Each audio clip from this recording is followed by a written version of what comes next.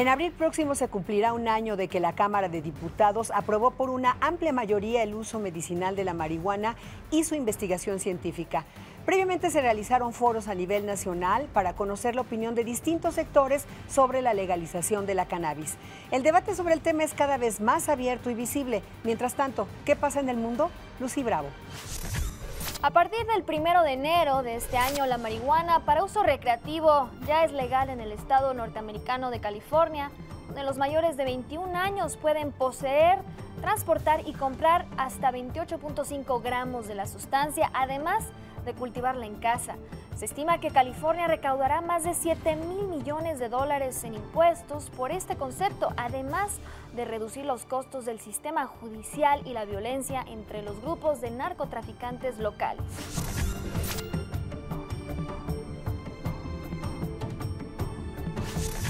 Con esto suman 29 estados de la Unión Americana donde algún uso del cannabis ya es legal, pero el camino hacia la legalización se ha vuelto cada vez más global. En muchos países como Australia, Grecia, Croacia, Israel, Argentina, Turquía e incluso México, entre otros, ya fue aprobado el consumo de la marihuana para fines medicinales, mientras que en otros países se ha avanzado en la aplicación de sus derivados para fines científicos como Paraguay, Brasil y Colombia.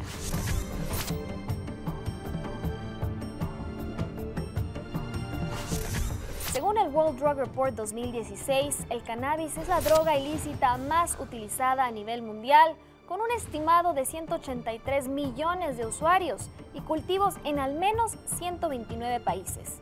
En 2013, Uruguay se convirtió en el primer país del mundo en legalizar por completo la venta de marihuana en todo su territorio. Pero desde entonces, cada vez son más las voces que piden abrir el diálogo hacia un nuevo paradigma.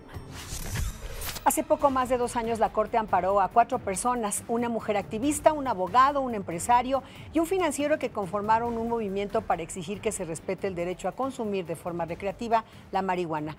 Armando Santa Cruz es el financiero y hoy nos acompaña. Armando, bienvenido. Además de este fallo judicial que hubo en el caso de la pequeña Grace, cuyo, digamos, este fallo le permitió usar un medicamento derivado de la cannabis que ha aliviado sus síntomas, ¿qué otros efectos ha tenido la aprobación del uso médico de la marihuana aprobado en la Cámara de Diputados o no ha pasado nada? Pues mira, en principio abrió una puerta que no existía antes, que es la de reconocer que sí tiene usos médicos la marihuana y tratar de darle un marco regulatorio. Desafortunadamente, el legislativo aprueba una ley en lo general y luego el ejecutivo tiene que hacer, digamos, el detalle fino del reglamento. Y para desgracia nuestra, y creo que todos los mexicanos, COFEPRIS ha hecho un reglamento tan complicado y tan restrictivo que no hay manera de que realmente haya un uso amplio de marihuana médica para los mexicanos con el reglamento como lo está proponiendo COFEPRIS. De hecho, organizaciones como la nuestra, México Unido contra la Delincuencia, y muchas otras, participamos junto con COFEMER, con la Comisión de Mejora Regulatoria, en una serie de sugerencias a COFEPRIS para que le dieran un poco más de flexibilidad a este marco y pues hasta ahora no han sido atendidas las sugerencias. Entonces, lo que hoy nos va a pasar, que es muy triste, es que realmente, en primer lugar, estamos castrando a la industria farmacéutica mexicana, o sea, se va a tener que importar prácticamente todo. En segundo lugar, los trámites para lograr que te aprueben traer tu producto, si no es una farmacéutica que lo tramita tú como persona física, que dices, quiero traer este medicamento, son muy engorrosos. Nosotros creemos que debería de darse un trato mucho más parecido al que se dio en Estados Unidos con la marihuana médica, donde se confía más en el individuo, o sea, que el ciudadano decida lo que quiere hacer con su salud. Entonces, que no tengan que pasar por esta serie de obstáculos que de facto lo que hacen pues, es que mucha gente que se podría haber beneficiado con esto no va a poder acceder a la marihuana. O sea, sigue siendo limitada esta aprobación porque no hay este reglamento correcto de COFEPRIS. Así es. Y además, suponiendo que yo quisiera traer un medicamento que se fabricó artesanalmente, sigue siendo prohibido. Es correcto. Vas a tener que pasar una bola de pruebas y farmacéuticas y con restricciones de esto y del otro, que también otra cosa que nos parece muy triste, pues es que México, siendo un gran productor de marihuana y teniendo laboratorios de avanzada, porque tenemos laboratorios muy competitivos a nivel internacional, si tuviéramos algo más flexible, pues podría estimularse una industria nacional. Y finalmente, lo que yo creo que también es muy importante y que está muy ligado a lo que nosotros litigamos en el caso Smart, que es la libertad individual, es que finalmente A mi abuelita le servía la marihuana con alcohol para sus reumas. ¿Por qué no le ha de servir a otras personas que padecen de lo mismo? Y como está hoy, digamos, definido el reglamento, eso es ilegal. Si tú en tu casa siembras tus plantas y te haces tu pomada o te haces tu unta, pues entonces no ha servido de nada, Armando. Pero a ver, desde los 90 a propósito de cuestiones de enfermedades, uno de los medicamentos más consumidos son justamente estos ansiolíticos que han sido muy rentables para la industria farmacéutica. Si yo te pregunto a ti, Armando, alprazolam o diazepam o marihuana, ¿qué preferirías? Sin duda marihuana. ¿Por qué? Pues mira, por muchas razones. Primero que nada, el índice de letalidad de la marihuana es inexistente. O sea, en Estados Unidos, por ejemplo, ahorita tienen más de 60,000 muertes por año por uso de opiáceos, o sea, como Oxycontin y otros derivados de la amapola que se usan para controlar el dolor y para este tipo de problemas. Y no hay un solo caso documentado de muerte por marihuana. Entonces, de saque vas a correr mucho menos riesgos de incurrir en una dosis letal con marihuana. En segundo lugar, puedes controlar tus dosis, puedes adecuarlo a tus propias necesidades, es mucho menos adictiva. Por supuesto, si fuera legal sería mucho más barata. O sea, una de las cosas que es interesante cuando me dicen, oye, pero es que el gran negocio de la marihuana, pues si ahorita analizas lo que ha estado pasando en los estados que has venido creciendo, se ha ido perdiendo mucha rentabilidad, porque en el momento en que ya no hay un mercado ilegal, se convierten como cualquier otra hierba de olor o verdura, o sea, brócoli o zanahoria. Tú puedes hacerte muy rico sembrando brócoli, pero no vas a tener rentas extraordinarias, vas a tener las más rentas que tiene un agricultor de zanahorias o alguien que vende galletas, lo que sea. Entonces, los precios se ajustan a la baja y se vuelve también mucho más accesible para el consumidor acceder a este tipo de cosas. O sea, a la industria farmacéutica no le ha convenido, según las experiencias que han tenido, por ejemplo, en Estados Unidos, la legalización de la marihuana. Por supuesto. Mira, en Estados Unidos hay unos datos bien interesantes. Los estados donde se ha legalizado el uso medicinal, inmediatamente cae el uso de lo que le llaman los americanos drogas de receta, prescription drugs, ¿no? Como Oxycontin, como todos estos ansiolíticos, etcétera. Donde se ha legalizado para el uso recreativo, pues también. Entonces, la industria farmacéutica, sin duda alguna, sufre porque la gente sustituye. Finalmente, lo que la gente está buscando es un calmante. Entonces, si le funciona este en lugar del otro, algo incluso muy interesante es que en estados donde se ha legalizado ha bajado el consumo de alcohol, ¿no? Porque finalmente la gente toma también para divertirse, pero también a veces para relajarse, para evadir ciertos problemas. Entonces, hay un efecto de sustitución que ha llevado incluso a que en algunas de las iniciativas populares donde se votó por legalizar el año pasado en Estados Unidos, los que más dinero dieron para las campañas en contra de la legalización fueron empresas alcoholeras, fabricantes de alcohol y empresas farmacéuticas. ¿Qué tal? Más revelador no puede ser, ¿verdad? A ver, pero en México sé que están ustedes, digamos, luchando porque COFEPRIS modifique de manera correcta este reglamento, pero si prosperara, ¿también garantizarían que no fuese tan caro este acceso medicinal a la marihuana? Sí, mira, yo creo que si el reglamento es adecuado, podrías facilitar mucho más el acceso y también la producción.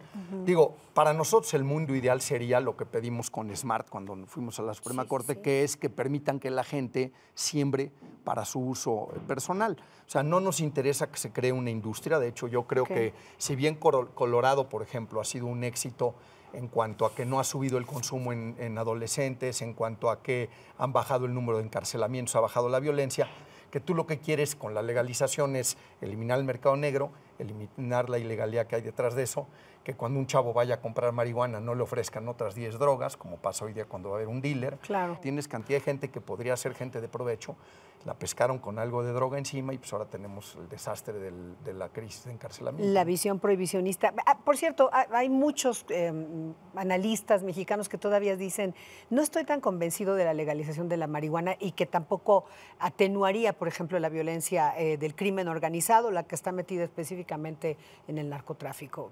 ¿Qué podrías decirles? Mira, yo te diría que son varios los factores que solucionaría la legalización, ¿no?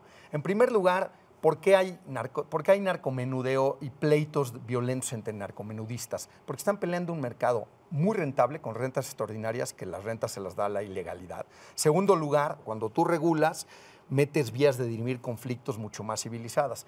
Tercer lugar, dejas de encarcelar gente. Cuarto, muy importante, los policías se dejan de distraer en tonterías. O sea, hoy los policías los ves tú en la Condesa, en la Roma, en los lugares que hay antros, pululando para ver a qué chavos se agarran con mota para sacarle una lana en lugar de coger secuestradores o violadores o asesinos, asaltantes, ¿no? Y yo creo que no hay que minimizar de veras las vidas destruidas por encarcelamientos indebidos. O sea, hay gente encarcelada que no es delincuente, que lo que traía era una cantidad por encima de la ley. Para darte una idea, hoy en México, arriba de 5 gramos de marihuana se considera narcomenudeo. Armando, lo que pasa en Estados Unidos con esta medida de California que ha sido tan difundida, ¿afecta, por ejemplo, a los habitantes de la franja de la frontera norte? Mira, afecta muchas cosas, Impacta. es muy interesante. Por un lado está afectando a los grandes cárteles, le está quitando un negocio bien importante la legalización en Estados Unidos.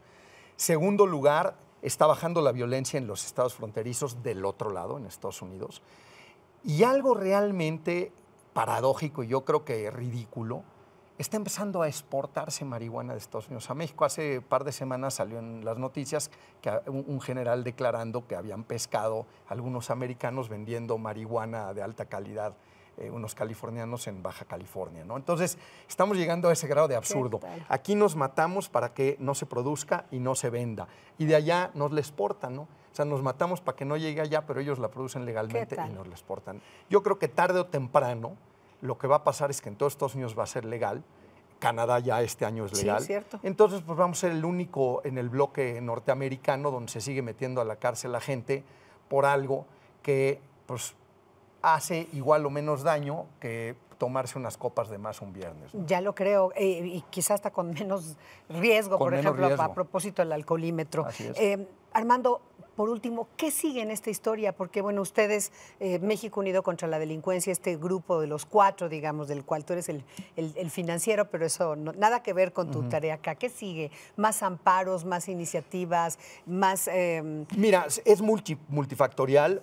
Una cosa muy importante es una estrategia de litigio que estamos siguiendo. Algunos de los litigios no los podemos divulgar todavía hasta que sea como el amparo aquel que lleguen a donde tienen que llegar. Por otra parte, algunos trabajar en el tema regulatorio, o sea, con esto de COFEMER y demás, que pues digo, si con suerte COFEPRIS decide siempre sí tomar en cuenta las recomendaciones, se podría lograr un avance importante en el tema médico. Trabajar mucho con la opinión pública para que la opinión pública realmente descubra que lo que no se regula no se controla. Entonces, hoy día, ¿quién es el que controla y regula cómo se vende y dónde se vende la droga? El crimen organizado. Hombre, debíamos de tomar el control y la rectoría de eso, que el Estado sea quien lo regule y sea como se ha hecho con el tabaco, que la verdad es que ha sido un éxito. O sea, el tabaco, siendo una droga altamente adictiva, ha ido bajando en casi todos los países donde se ha reglamentado correctamente. Muy bien, pues veremos qué sigue y, por supuesto, te vamos a estar invitando. Muchas gracias, Armando. Encantado de la vida. Siempre. Mil gracias. En un país donde todavía hay una posición conservadora sobre el uso medicinal y lúdico de la marihuana, ya hay un cambio de rumbo. Empujados por la sociedad civil, el Congreso y la Corte tomaron decisiones que muestran una lenta pero decidida transformación en un tema aún polémico, pero en el que ya hay definitivamente un cambio de rumbo, aunque con capítulos pendientes. Esto fue A Quemarropa. Nos vemos la próxima semana.